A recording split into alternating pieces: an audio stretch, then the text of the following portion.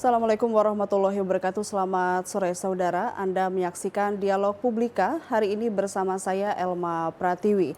Dan pemirsa peredaran gelap narkotika di Provinsi Kalimantan Timur lagi-lagi menjadi sorotan publik, di mana belum lama ini pihak kepolisian berhasil mengungkap aktivitas peredaran narkoba di salah satu kawasan Kota Samarinda yang dikenal sebagai kampung narkoba. Dan tidak cukup di situ, masyarakat kembali khawatir dengan pengungkapan bahwa kasus narkoba ini menyeret oknum aparat penegak hukum yang selama ini menjadi garis terdepan terhadap pemberantasan narkoba. Inilah yang akan kita bahas pada hari ini, pemirsa, yakni Kaltim dalam bayang darurat narkotika.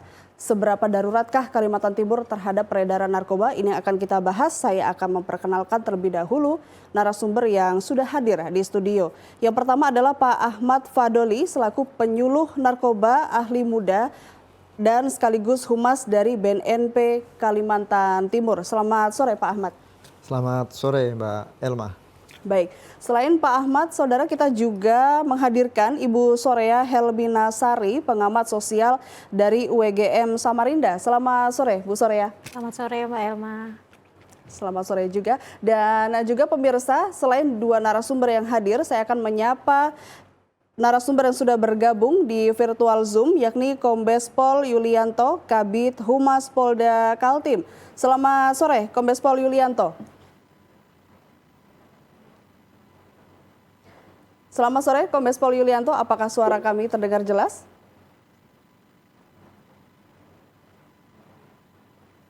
Baik, kami akan kembali menyapa Kombes Pol Yulianto nanti di segmen selanjutnya. Namun sebelum kita berbincang lebih jauh ataupun memulai perbincangan, saya akan hadirkan terlebih dahulu prolog berikut ini.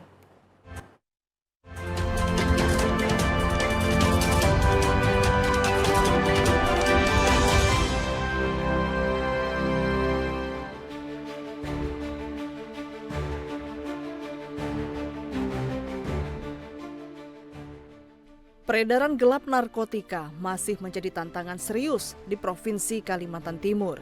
Bahkan belum lama ini Polda Kaltim telah membongkar aktivitas peredaran narkotika di kawasan yang diduga menjadi kampung narkoba di Kota Samarinda.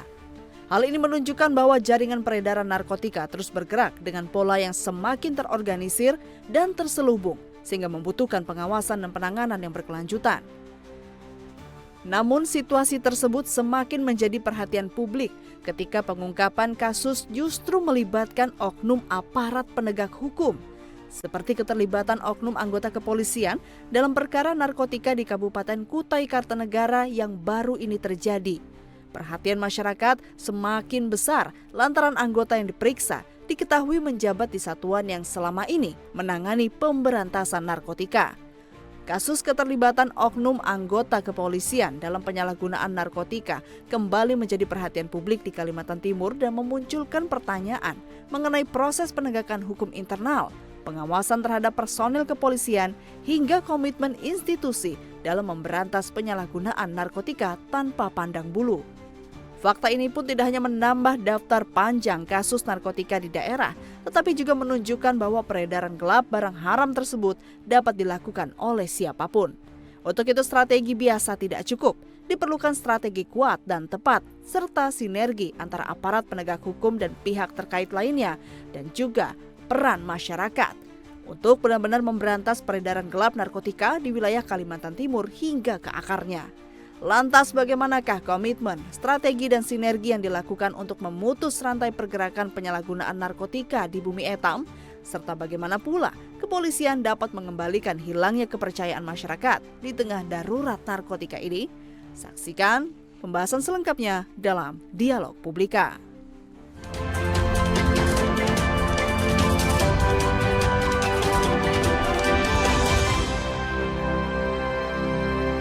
Ya, Kaltim dalam bayang darurat narkotika. Dan kami juga membuka nomor telepon interaktif pemirsa di 0811 4900 0046. Silakan bergabung untuk menyampaikan kepada narasumber dan juga mempertanyakan tema kita pada hari ini. Dan saya langsung saja bertanya yang pertama ke Pak Ahmad terlebih dahulu dari BNNP Kalimantan Timur. Seperti yang disampaikan di prolog tadi, Pak Ahmad, ternyata di Kalimantan Timur ini masih dibilang darurat begitu ya. Seberapa darurat sebetulnya kalau dari BNNP melihat kajian ataupun data yang diberikan dari tahun ke tahun terhadap peredaran narkoba ini, Pak Ahmad? Baik, terima kasih Mbak Elma ya. Eh, Sebenarnya kalau bicara kedaulatan Kalimantan Timur terkait dengan narkotika, itu memang semakin hari semakin memprihatinkan ya. Pertama karena angka yang tentu tiap tahun semakin bertambah. Kemudian yang kedua yang paling mengkhawatirkan adalah pola pergeseran para penyalahguna ini semakin hari semakin menyentuh seluruh elemen masyarakat. Bahkan lokusnya itu juga sudah banyak mulai pergeseran ya. Dulu awal-awal tahun 2010 narkotika itu ya hanya ramai di perkotaan, tempat-tempat hiburan malam. Namun dalam pergeserannya hari ini kita melihat narkotika itu sudah masuk ke pertambangan, masuk ke perkebunan, ke sawit dan bahkan ke pelajar dan mahasiswa itu juga angkanya meningkat. Nah, dari sini kita melihat bicara darurat narkotika itu secara nasional memang naik ya. Sekarang di angka 2,11%. Nah, angka ini tentu tidak bisa kita langsung breakdown di Kalimantan Timur. Memang data itu kita kompiler, kita kolek dari salah satunya dari Kalimantan Timur. Cuman tempo hari tahun kemarin itu representatif dari penelitian kita hanya di Balikpapan, Samarinda, Kutai Timur. Kutai Timur. Jadi tiga ini tentu menurut kami belum mampu untuk merepresentasikan 10 kabupaten kota yang ada di Kalimantan Timur.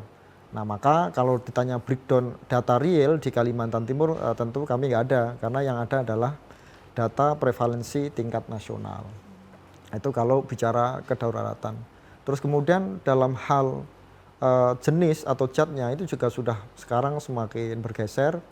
Terakhir 8 Mei kemarin Direktorat Psikotropika BNN RI mengamankan 1000 katrit etomidate ya, etomidate di Kutai Timur. Nah, ini tentu hal yang harus diwaspadai oleh orang tua, anak-anak muda ya, bahwasanya bicara penyalahgunaan narkotika di era yang serba muda ini sekarang sudah berkembang ke media vape dengan liquid yang ada kandungannya etomidate. Nah, ini semakin rancu. Belum lagi kemudian anak-anak pelajar kita yang banyak yang menyalahgunakan obat-obatan apotik ya. Ada istilahnya gaduk, ini yang sering saya sosialisasikan. Gaduk itu yang alkohol 70% campur kuku bima, kemudian menyalahgunakan obat-obat batuk dan sebagainya. Ini angkanya semakin hari semakin meningkat. Nah, tentu inilah yang melatar belakangi kenapa kita patut prihatin dengan kondisi yang ada saat ini. Gitu. Baik, dengan kata lain bahwa di Kalimantan Timur saat ini memang angkanya semakin meningkat, kemudian juga peredarannya pun semakin meluas begitu Pak ya, dari area perkotaan sekarang bisa ditemukan di area desa atau pinggiran kota begitu. Belum lagi dengan adanya pergeseran variasi narkotika yang ditemukan. Dan apakah juga untuk narkotika di Kalimantan Timur ini menyasarnya lebih ke entah ke pelajar atau memang orang dewasa yang sudah bekerja atau seperti apa Pak kalau melihat polanya? Semua elemen. Ini yang tentu bisa kita katakan darurat itu karena semua elemen, mulai remaja, pelajar, mahasiswa, ibu-ibu rumah tangga. Dulu itu kan pengguna narkotika itu didominasi orang punya uang Bu Surya dulu orang punya uang, artis gitu ya. Di Kalimantan Timur informasi yang kita dapatkan pemanjat pohon kelapa yang di daerah Samboja dan L itu juga banyak yang sudah menyalahgunakan narkotika. Jadi artinya bahkan sampai level ekonomi bawah pun mereka sudah terpapar narkotika. Nah, ini tentu yang harus menjadi kewaspadaan kita bersama. Baik. Jadi sudah cukup sangat mengkhawatirkan, begitu, Pak, ya, di Mengkhawatirkan semua sekali. elemen masyarakat di tingkat ekonomi manapun Betul. sudah menyasar dari peredaran narkoba. Baik, saya ingin ke Kombes Pol Yulianto terlebih dahulu. Kombes Pol Yulianto, apakah masih bersama kami? Iya, Baik. selamat sore Mbak Elma. Baik, selamat sore Kombes Pol Yulianto. Pak Yulianto, bisa disampaikan juga begitu kepada masyarakat dari pandangan Polda Kaltim, dari data ataupun dari kasus yang sudah diungkapkan, berapa persentase atau perubahan signifikan yang ditemukan di Provinsi Kalimantan Timur terhadap peredaran narkoba ini? Apakah ini sejalan dengan yang disampaikan oleh Pak Ahmad dari BNNP Kaltim tadi, begitu, di semua elemen peningkatannya cukup drastis, bahkan juga meluas seperti itu, Pak Yulianto?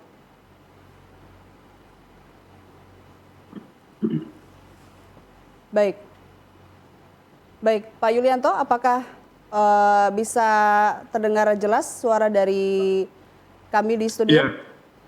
Iya. Baik, Pak Yulianto, bagaimana dari Polda Kaltim melihat? Mbak Elma, dari studio memang agak terputus-putus ya. Tetapi kalau bicara ini saya membawa data stats, tetapi bisa melihat peningkatan yang dari Polda maupun dari Polres ini memang lumayan. Termasuk juga tadi yang disampaikan ada jenis baru etomidid tadi itu juga cukup.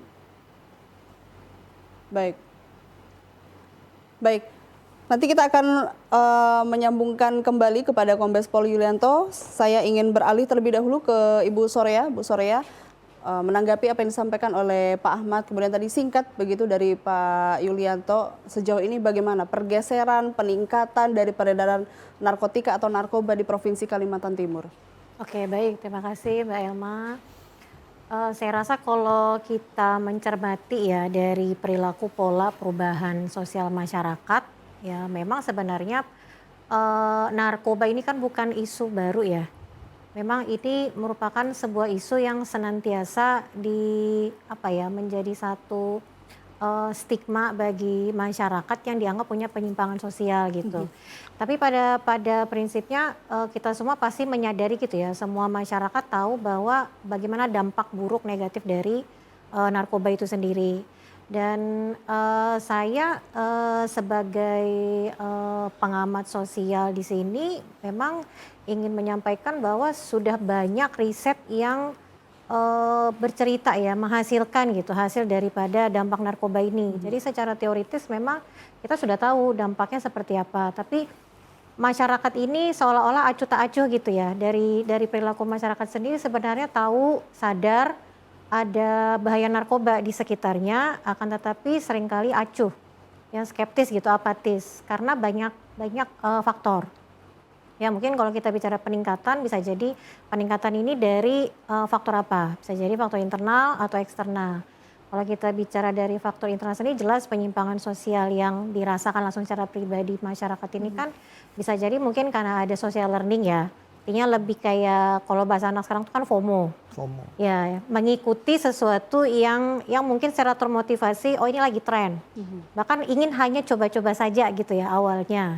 Dan ketika itu menjadi sesuatu yang ternyata merugikan bagi dirinya, dia tidak akan berpikir ini cukup bagi saya aja sih ruginya. Yang penting saya tidak mengedarkan kepada orang lain. Itu bagi pengguna mungkin ya. Mindsetnya mereka seperti itu. Benar. Dan kalau kita berbicara penyalahgunaan dan juga pengedarannya kan akan berbeda lagi gitu ya stigmanya. Perspektif masyarakat terhadap narkoba ini kan tergantung dari tingkat golongannya juga Mbak. Ada narkoba yang sifatnya tadi, mungkin saya bisa ambil contoh sederhana di lingkungan medis saja ya. Lingkungan medis ini kan ada golongan narkoba mungkin ya Pak Yulianto yang memang dikhususkan untuk ilmu pengetahuan. Tapi tidak diedarkan gitu ya, tidak secara konsumtif gitu. Dan tapi kan kita tidak tahu ketika perilaku penyimpangan itu melekat pada satu profesi, nah maka terjadilah penyalahgunaan tadi gitu ya. Kalau bahasanya kita bisa melihat. Dan mungkin secara kasus yang sudah kita lihat di dalam lingkungan masyarakat Kalimantan Timur, khususnya di Kota Samarinda baru-baru ini, kita sudah melihat bahwa lokasi itu kan juga orang semua sudah tahu ya, itu adalah memang lokasi pusatnya pengedaran narkoba gitu. Dan yang penting ketika ada satu keluarga, dia hanya berpikir saya akan mencoba mengedukasi keluarga saya, yang penting misalnya anak saya atau siapapun itu tidak mendekati area yang berbahaya, misalnya narkoba tadi. Jadi tidak ada sebuah perspektif luas yang sampai hari ini kami melihat bagaimana cara mengatasi permasalahan ini secara masif, sistematis, terstruktur itu mulai dari akarnya, dari keluarga gitu ya kalau saya lihat. Karena tadi kan sempat kita ngobrol dengan Pak Yulianto, sebenarnya kan bukan dari faktor ekonomi saja gitu ya. Pendapatan keluarga itu ternyata pendapatan seseorang pun itu tidak menjamin. Ternyata itu akan mendekatkan dia terhadap narkoba.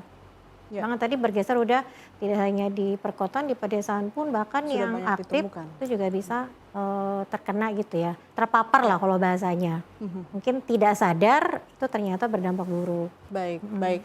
Menarik sekali begitu ketika Bu Soraya menyampaikan juga bahwa dari kasus yang baru-baru saja pengungkapan yang dilakukan oleh Polda Kaltim di salah satu kawasan yang diduga sebagai kampung narkoba ini bukan hal baru. Saya ingin ke Kombes Pol Yulianto untuk menanggapi hal ini. Pak Yulianto? Ya.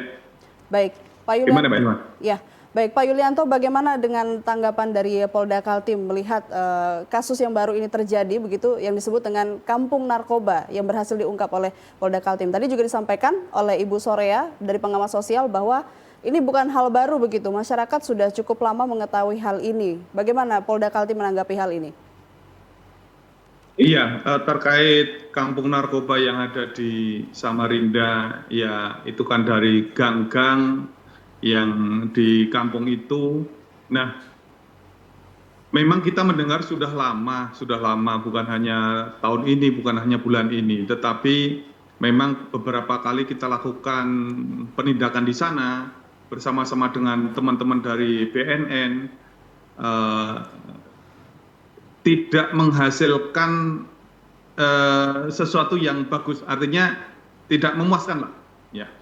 Ini kan ternyata kemudian juga terungkap kemarin dilaksanakan oleh dari Bareskrim bahwa itu kemudian ada istilah sniper atau orang-orang yang mengawasi siapapun yang masuk ke lingkungan tersebut, sehingga orang-orang yang ada di loket lah istilahnya itu bisa kemudian ketika ada orang yang masuk dicurigai atau gerak-geriknya mencurigakan, maka orang-orang yang ada di loket ini sudah menyembunyikan barang buktinya, sudah menyembunyikan barang jualannya, sehingga kembali lagi kepada prinsip penindakan tindak pidana narkoba, ketika barang itu tidak ada bukti, tidak ada padanya atau tidak ada di situ, maka ini menjadi kesulitan untuk membawa mereka ke dalam proses hukum, sehingga seringkali ketika dilakukan penindakan di sana, oh iya ini informasinya di sana ada begini, tapi ketika dicek tidak ada, ya istilah kasarnya bocor lah, dan itu yang terjadi. Dan ini mudah-mudahan dengan kesadaran semua, artinya lingkungan juga harus mendukung untuk sama-sama menghilangkan potensi penyalahgunaan narkoba ini.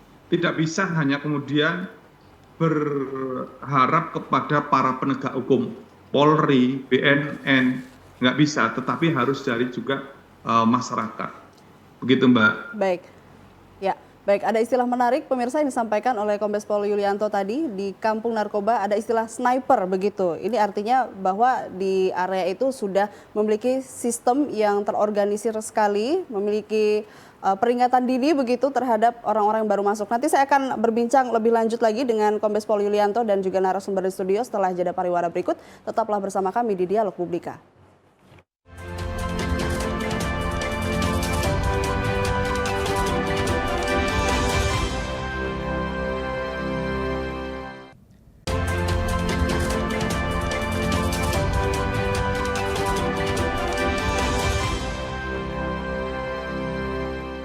Anda masih menyaksikan Dialog Publika dengan tema Kaltim dalam Bayang Darurat Narkotika. Dan kami tetap masih membuka nomor telepon interaktif pemirsa di 0811 4900 0046. Kita akan melanjutkan perbincangan. Saya ingin kembali ke Kombes Pol Yulianto. Apakah masih terhubung Kombes Pol Yulianto? Iya, Mbak Ilma. Baik. Di segmen sebelumnya tadi sempat disampaikan begitu bahwa di kampung yang diduga sebagai kampung narkoba ini memiliki istilah khusus sniper, kemudian ada peringatan dini yang menjadi sistem mereka sangat terorganisir. Mungkin pemirsa juga ingin mengetahui begitu, bagaimana dari Polda Kaltim melihat hal ini? Apakah tadi sempat dikatakan juga ada kebocoran? Ini bagaimana pola yang diterapkan dari kampung-kampung narkoba ini begitu kalau dari Polda melihat ataupun meninjau dari sisi lapangan begitu? Iya, mereka itu kan didukung oleh lingkungan ya, didukung oleh lingkungan di situ. Sebenarnya ketika kita sih berharap lingkungan tidak mendukung adanya orang-orang yang menjual narkoba di lingkungan tersebut. Tetapi faktanya kan lingkungan mendukung. Nah, memang seharusnya lingkungan yang bergerak pertama, artinya memberikan informasi dengan tidak mendukung. Mereka menanamkan atau naruh orang-orang yang di ujung gang lah, kemudian di beberapa titik lokasi yang itu dengan alat komunikasi yang ada menyampaikan kepada istilahnya kepada penjualnya, oh ini ada orang begini, pakai topi begini, pakai baju begini, masuk ke gang ini. Waspada misalnya seperti itu. Itu yang menurut saya memang harusnya sekali lagi lingkungan tidak mendukung adanya hal itu. Baik, apakah ada indikasi juga Kombes Pol Yulianto di kampung-kampung narkoba ini, misal ini adalah daerah pedesaan, tapi jaringan ini sampai internasional misalnya seperti itu? Ya, tentu saja karena sabu ini atau salah satunya adalah sabu itu kan produksinya bukan di Indonesia. Kalau mau dikaitkan dengan internasional ya bisa saja. Karena barang ini kan bukan produksi di Indonesia. Mungkin ada juga yang produksi di Indonesia. Hanya kan memang ketika kita akan mengaitkan ini adalah jaringan mana, kelompok mana, ini kan harus ada bukti, harus ada fakta yang mengkaitkan itu. Ketika dalam pemeriksaan pengedar misalnya, pengedar atau pembeli, pengguna, kamu dapat barang dari mana? Oh dari si A. Si A itu siapa? Si A itu dapat barang dari B, C, dan seterusnya. Nah yang terjadi kan putus, kalau di lain tempat itu ada yang sistemnya putus, barang ditaruh di bawah tiang listrik misalnya. Jadi nggak tahu siapa yang ngambil barang, siapa yang naruh barang, nggak tahu. Inilah yang menjadi salah satu kendala untuk pengungkapan di bidang narkoba ini. Baik, terima kasih Kombes Pol Yulianto. Sebelum kita berbincang lagi terkait dengan kendala, saya ingin ke Pak Ahmad Fadoli. Baik, silakan dari nomor telepon yang sudah masuk, dengan siapa? Halo, selamat siang. Ya, selamat siang, dengan siapa? Di mana? Silakan. Dengan Alex di Kubar. Baik, Pak Alex dari Kubar, silakan Pak Alex. Oke, Mbak, ini membahas soal narkoba ya. Benar, Ini cuma silakan. Sebenarnya untuk membahas narkoba atau kita memberantas narkoba itu simpel, Pak. Selain lingkungan yang mendukung ya sebenarnya simpel itu. Kalau di masyarakat itu, Pak, sebenarnya bukan rahasia umum lagi. Selama oknum, ya kita sebut oknum apa ya, nah itu dari aparat itu yang bermain atau berbisnis dengan narkoba, bandar, itu bakalan tinggal, Pak. Jadi bukan rahasia umum lagi. Seperti kemarin baru yang viral ini dibuat sama ini. Ternyata banyak membackup mereka udah oknum sendiri. Nah, dari kami masyarakat ingin tahu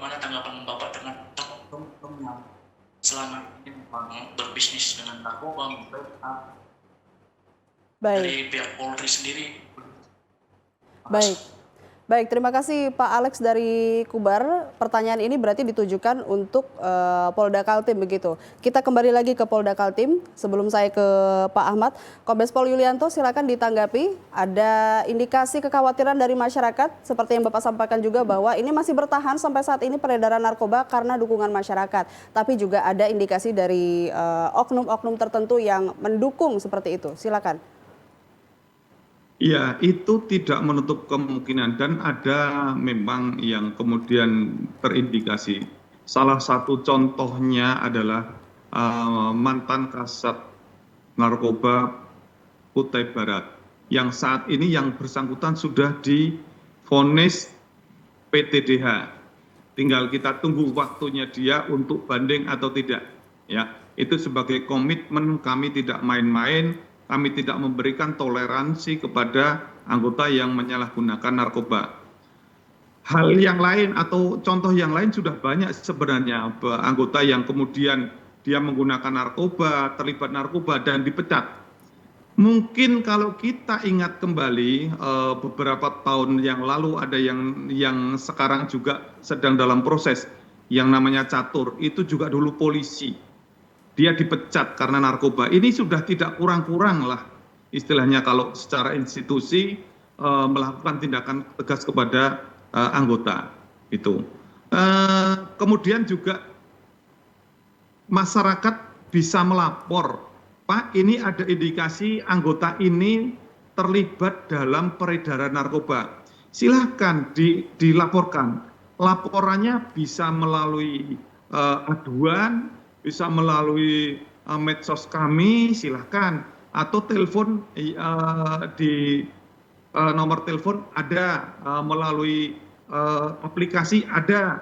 Nah, itu nggak usah khawatir, pelapornya pasti akan dijaga kerahasiaannya, karena ketika melapor, ini kemudian pelapornya juga tidak akan menjadi saksi, tapi apa yang dilaporkan ini akan dilakukan penyelidikan.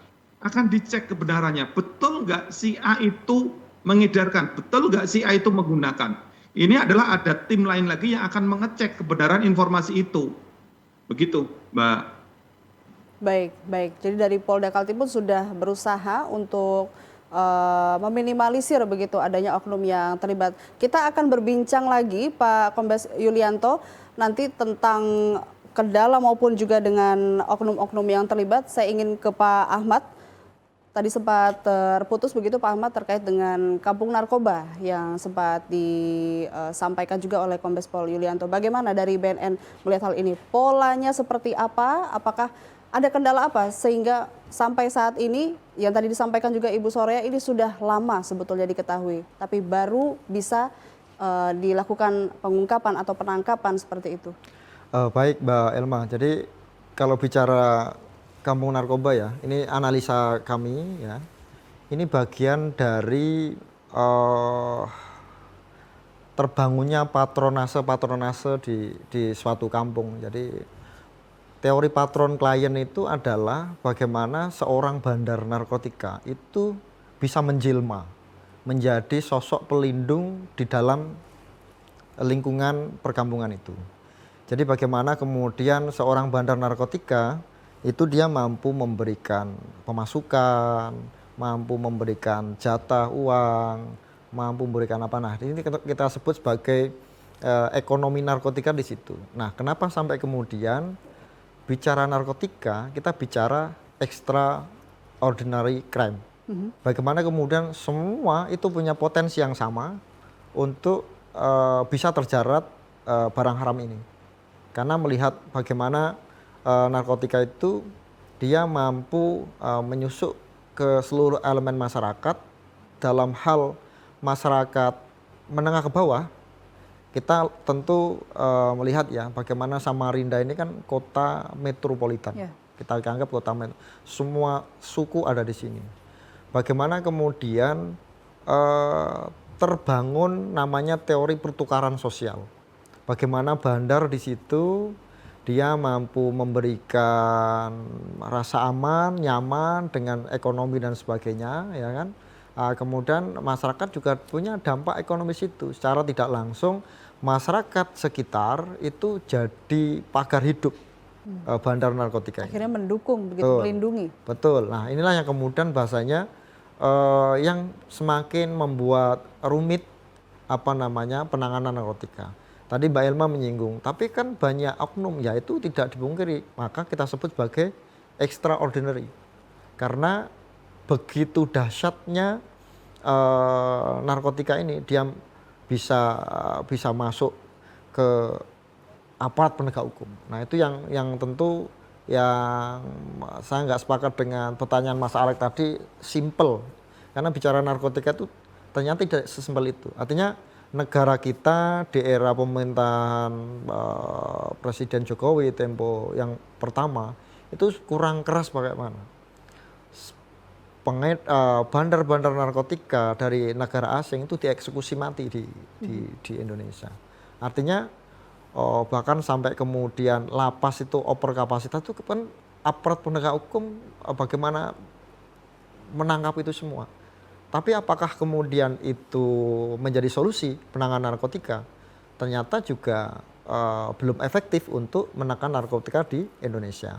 Sehingga kami dari BNN itu pernah punya kajian bagaimana kita untuk menangani narkotika itu meniru Belgia.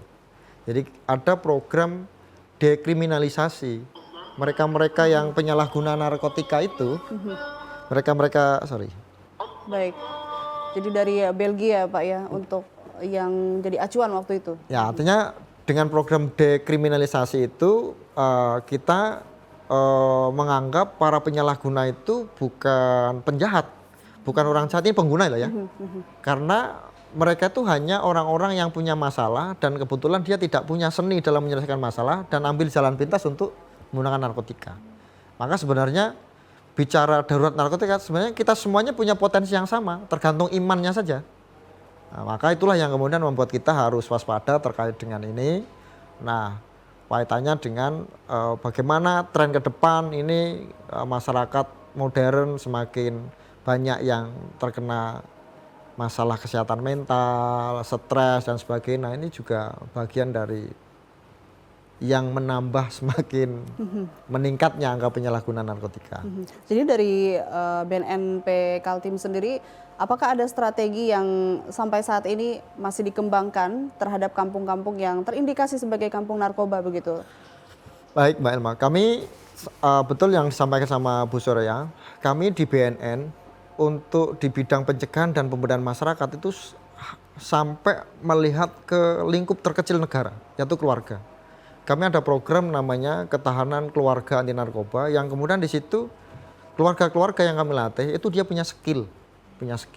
Bagaimana menjadi seorang ibu, bagaimana menjadi seorang bapak, bagaimana seorang anak, bagaimana membuat aturan main di rumah, bagaimana komunikasi, bagaimana dengan didampingi oleh psikolog. Nah, pendekatan ini pendekatan global ya, karena yang kita pakai adalah modul dari UNODC dan ini sudah dipraktekkan di negara-negara yang tingkat narkotikanya tinggi dan itu berhasil. Namun kami masih belum banyak menjangkau keluarga-keluarga yang mampu kami latih. Sehingga sebagai solusi dari keterbatasan itu kami blocking biasanya, kami garap namanya Kelurahan Bersinar. Nah, Kelurahan Bersinar itu bagaimana kita membangun rekayasa sosial.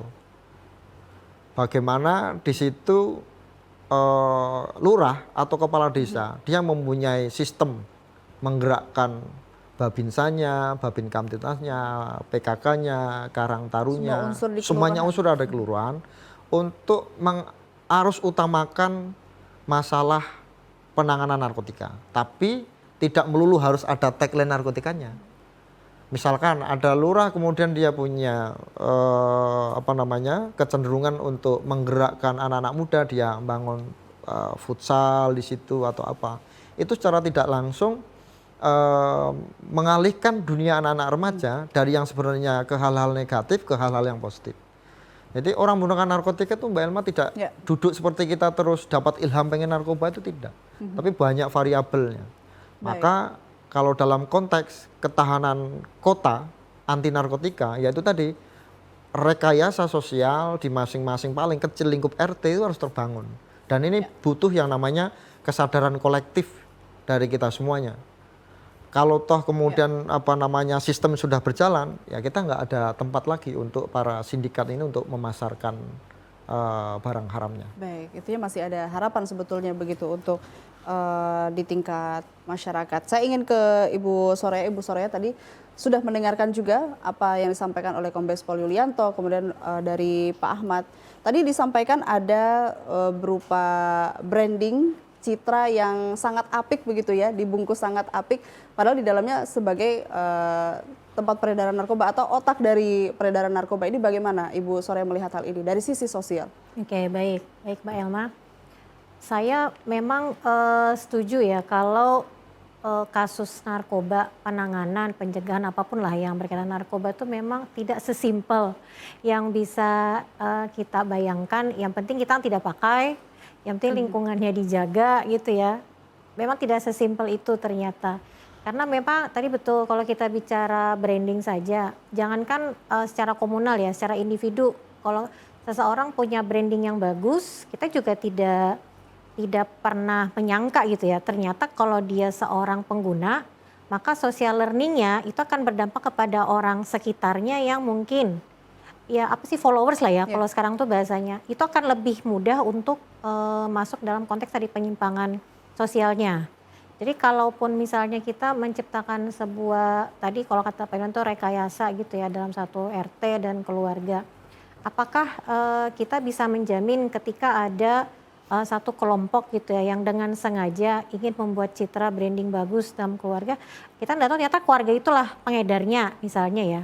Nah ini kan kekhawatiran kita semua sebenarnya ya tadi semua makanya, bisa menjadi target ataupun ya, jadi karena pelaku begitu. stigma pengedar, pengguna bahkan apapun kalau kita bicara dalam satu sistem narkoba ini ya kita tidak bisa milih-milih lagi gitu ya, dari cover pun kita nggak tahu nih sebenarnya apakah dia pengedar, apakah dia hanya pengguna saja. Karena masyarakat kita sekarang apalagi dalam transisi digital ini ya, artinya kalau sudah kita bicara disrupsi teknologi ini, bahkan kita bisa bilang seperti pornografi pun kan narkoba lewat mata gitu ya katanya.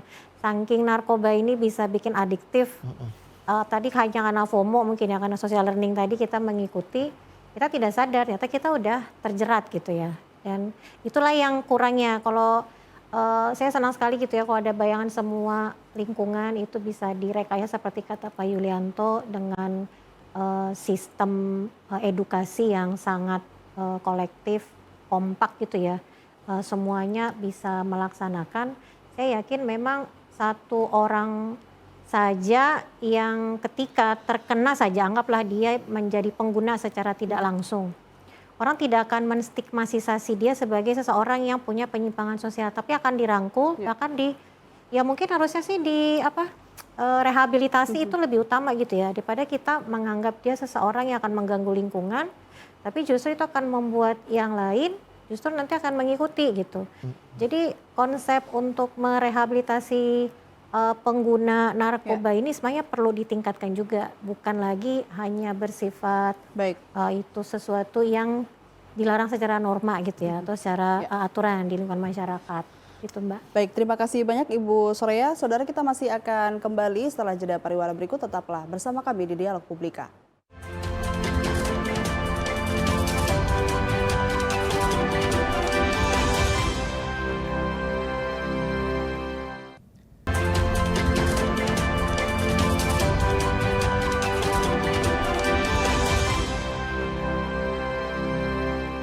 Terima kasih Anda masih menyaksikan Dialog Publika. Saudara, di segmen ini saya ingin berfokus pada pertanyaan yang disampaikan juga dari penanya tadi terkait dengan bagaimana oknum ini bisa terlibat begitu ya. Tidak hanya dari pihak kepolisian, mungkin dari institusi yang lain. Tapi sebelum itu saya ingin ke Pak Ahmad tadi.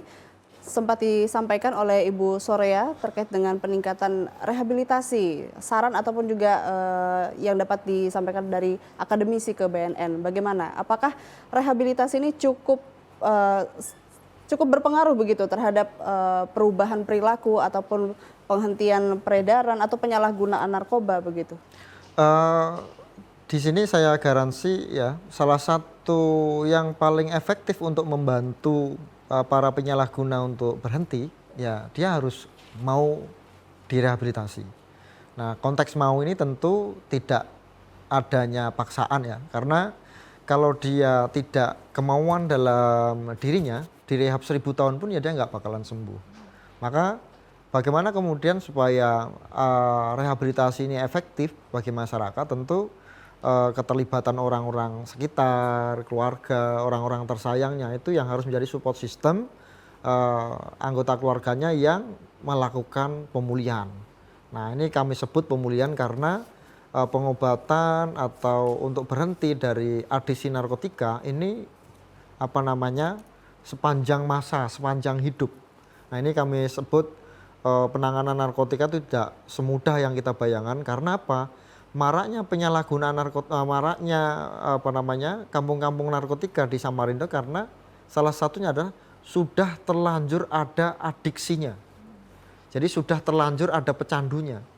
Jadi mereka akan rela cari dimanapun orang yang jual tanpa iklan, ya kan? Tanpa iklan, tanpa harus ditulisi ini jual narkotika. Tapi mereka akan tahu karena memang sudah terlanjur adiksi, kecanduan. Nah, inilah yang kemudian semakin membuat rumit ya, karena adiksi ini kalau tidak dipulihkan, ya maka ini akan jadi member selamanya. Ini yang kemudian dari BNN ada 3 strategi tadi itu, merah, kuning, hijau. Hijau ini adalah masyarakat yang belum terpapar. Strategi kita adalah dengan upaya mencegahnya, karena angkanya ini lebih besar dari yang sudah daripada yang kena. Maka yang besar ini kita mempertahankan supaya tidak menjadi member-member baru untuk para bandar narkotika. Kemudian yang kuning, yang penyalahguna narkotika ini tentu tidak bisa sembuh hanya dengan diceramai. Maka garansi kami dari BNN mau nggak mau supaya dia bisa pulih dari kecanduannya ya harus mengikuti program rehabilitasi. Nah, sedangkan yang zona merah tentu kami bekerjasama dengan Polda Kaltim dan aparat penegak hukum yang lain ya harus dikasih penegakan hukum yang seberat-beratnya. Saya pikir 3 strategi itu yang efektif hari ini kita lakukan untuk per segmen. Artinya yang sudah terkena memang harus diobati. Orang yang sudah terkena itu tidak bisa diceramai, Mbak Elma. Termasuk untuk wilayah tadi kerawanan sudah dilakukan pemetaan, zona merah, zona kuning begitu, itu pemberian upaya yang dilakukan pun beda-beda begitu. Beda-beda intervensinya. Sama misalkan untuk yang sifatnya siaga, waspada dan bahaya, ini intervensi kami beda-beda. Untuk yang sifatnya bahaya tentu tidak hanya bisa dilakukan dengan hanya dilakukan sosialisasi dan sebagainya. Tentu upaya penegakan hukum yang paling pas untuk masuk ke sana, kemudian bisa kita lakukan pemulihan dengan membangun rekayasa sosial di sana dengan melibatkan stakeholder yang ada di kelurahan setempat. Baik. Saya ingin ke Kombes Pol Yulianto, Kabid Humas Polda Kaltim, Pak Yulianto. Iya.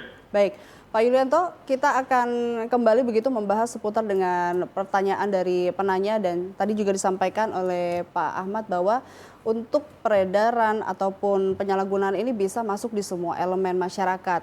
Apapun itu begitu, termasuk juga di lingkup institusi yang dipercaya oleh masyarakat terhadap pemberantasan narkoba. Bagaimana dari sisi kepolisian, khususnya juga Polda Kaltim, melihat saat ini ternyata masih ada saja begitu oknum yang terlibat. Apakah ini juga ada kekhawatiran dari sisi internal kepolisian terhadap kepercayaan masyarakat atau seperti apa? Tentu saja keterlibatan anggota di dalam penyalahgunaan narkoba ini menjadi hal yang mengkhawatirkan bagi kami, menjadi hal yang meresahkan dan harus dicari obatnya. Dulu pada saat Pak Endar Kapolda baru di sini, baru-barunya di sini, beliau menyampaikan, saya kasih kesempatan kepada seluruh personel yang memang menjadi pengguna narkoba untuk melaporkan diri, untuk kita bantu rehabilitasinya. Karena rehabilitasi itu kadang-kadang memang harus dengan pemaksaan, ya. Tetapi ternyata kita tahu semua bahwa himbauan itu tidak diindahkan. Waktu itu beliau sampaikan 1 bulan saya kasih waktu melaporkan diri, ya, melaporkan diri. Memang ada beberapa yang melaporkan kemudian direhab dan hasilnya bagus. Tetapi ternyata juga kita sama-sama paham, sama-sama tahu ada juga yang tidak mengindahkan himbauan tersebut. Ya udah kita amputasi, kita potong, kita PTDH, tindakan tegas. Masih banyak polisi yang bisa bekerja dengan baik. Masih banyak polisi yang berintegritas baik. Kalau cuman potong, cuman pecat 10, 20, 100 orang tidak ada masalah. Baik. Apakah ada strategi ataupun pengawasan khusus yang diberikan dari Polda Kaltim secara internal begitu untuk melihat anggota yang terlibat tanpa harus menyampaikan terlebih dahulu begitu? Oh ya, kita juga mempunyai pengawas, artinya yang mengawasi perilaku anggota internal maupun eksternal. Eksternal itu bisa masyarakat membantu mengawasi perilaku anggota. Kemudian internal juga ada dari Propam, ada Itwasda yang juga memperlihatkan.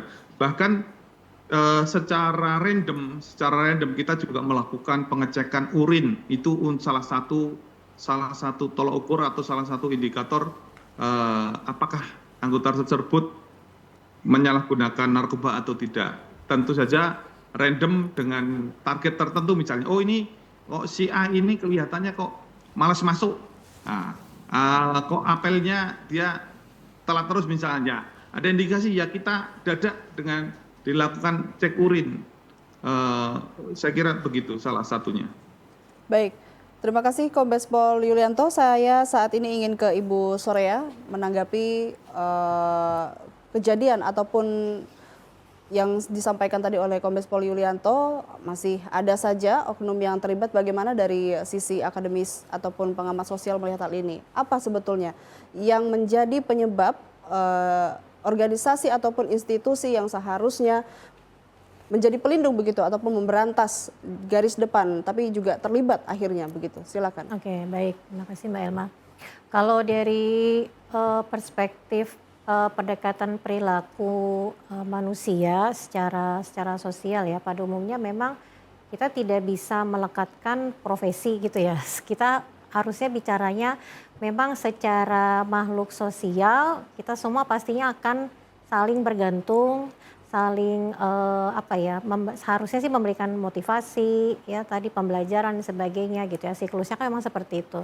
Jadi kalau kita kaitkan dalam sebuah skemanya, ada sebuah institusi atau sebuah kelompok ya yang ternyata justru malah menjadikan institusinya itu sebagai ladang dalam sistem, misalnya tadi narkoba. Nah berarti seharusnya kita bisa melihat dulu kenapa orang-orang ini kok bisa ikut terlibat di dalam sistem itu gitu ya. Nah jadi ada satu pendekatan yang mungkin bisa kita lihat dari sebuah tadi proses stigmatisasi. Terkadang kalau kita melihat dalam satu cover tadi ya, seseorang di dalam profesinya yang dianggap masyarakat sebagai sebuah tauladan dan lain sebagainya, itu akan memunculkan sedikit sedikit persepsi tidak mungkin gitu ya. Ada anggapan tidak mungkin orang-orang ini akan terlibat di dalam sistem yang merusak tatanan sosial pastinya. Tadi stigmatisasi tadi tidak pernah akan muncul dalam golongan orang-orang seperti itu gitu ya. Padahal sebenarnya kita tadi udah dengar dari Pak Yulianto, dia tidak akan memandang siapapun gitu ya. Narkoba ini kan bisa terjadi berpeluang kepada siapapun gitu, siapa saja. Gitu, Baik. Dan saudara, kita sudah memasuki segmen akhir. Saya akan memberikan kesempatan untuk masing-masing narasumber menyampaikan closing statement. Silakan Ibu Soraya, apa yang bisa disampaikan dan mungkin untuk masyarakat juga begitu untuk mengenali ciri-ciri kampung narkoba ataupun para pengguna begitu. Oke, baik.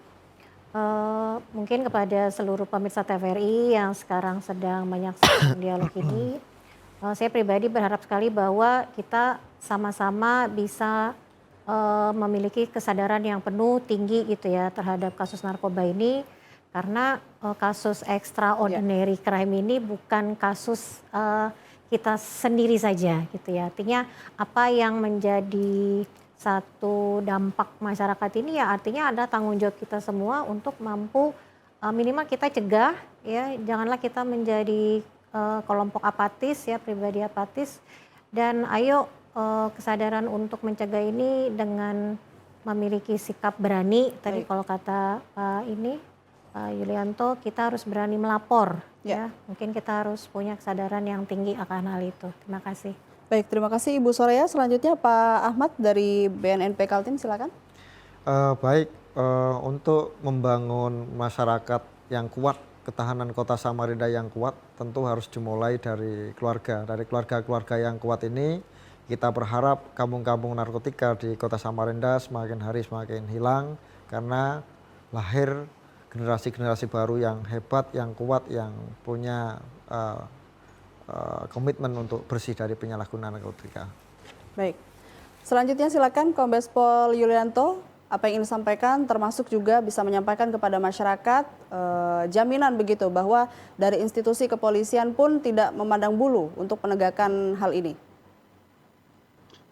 Iya, anggota kami itu ada kurang lebih 13.000. Bulan ini ada beberapa orang, satu udah dipecat, udah di PTDH, sedang menjalani proses pidana.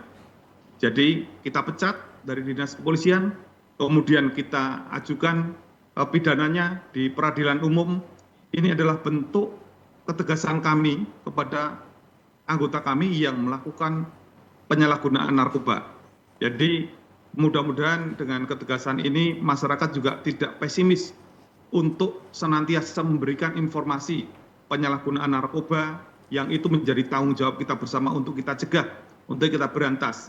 Baik itu dilakukan oleh anggota kami ataupun aparat yang lain ataupun profesi apapun itu bisa disampaikan kepada kami supaya sama-sama kita jaga keluarga kita sendiri, anak-anak kita, lingkungan kita dari ancaman narkoba yang memang sangat mengerikan ini. Saya kira gitu, Mbak Elma. Baik, kami ucapkan terima kasih kepada Kombes Pol Yulianto, Kabid Humas Polda Kaltim yang sudah bergabung pada sore hari ini. Dan juga kami ucapkan terima kasih kepada Pak Ahmad Fadoli, penyuluh narkoba ahli muda Humas BNNP Kaltim, dan Ibu Soraya Helminasari, pengamat sosial dari WGM Samarinda.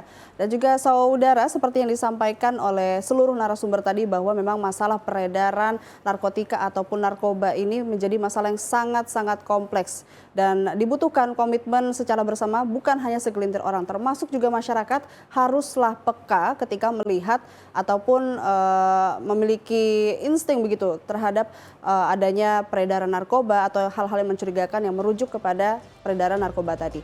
Demikian dialog publika pada sore hari ini. Pemirsa, saya Elma Pratiwi mewakili kerabat kerja bertugas mengucapkan terima kasih atas kebersamaan Anda. Wassalamualaikum warahmatullahi wabarakatuh dan sampai jumpa.